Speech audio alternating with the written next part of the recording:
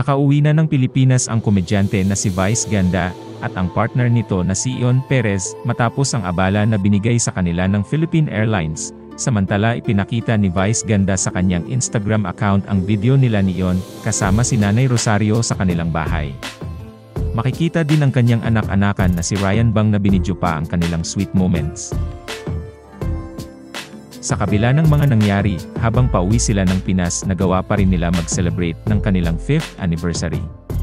Sa katunayan ay naglabas ng vlog ang dalawa na patungkol sa kanilang 5 taon na pagmamahalan. Matatandaan na binatikos ng komedyante at television host ang Philippine Airlines dahil sa abala sa kanilang paglipad mula Hong Kong patungong Pilipinas. Sa isang serye ng mga tweet, tahasang binanggit ni Vice ang PL dahil sa issue ng overbooking. Sa X sinabi ni Vice, "Grabe kaye at flypal.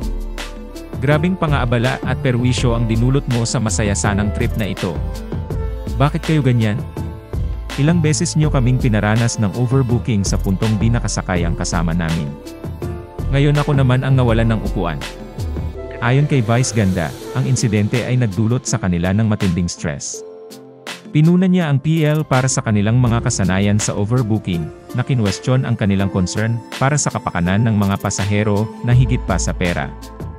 Ibinahagi ni Vice Ganda na napaiyak pa siya sa airport dahil sa abalang dulot ng airline, dahil nagmamadali siyang sumakay ng flight para hindi ito maiwan. "Walang halong biro, naiyak ako habang tumatakbo para umabot ako sa FLYT na muntik kong di masakyan dahil nag-overbook kayo.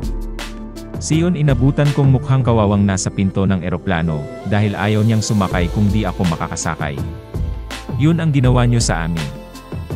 Bilang tugon sa reklamo ni Vice Ganda, agad na tinugunan ng Philippine Airlines ang issue at humingi ng paumanhin sa abala.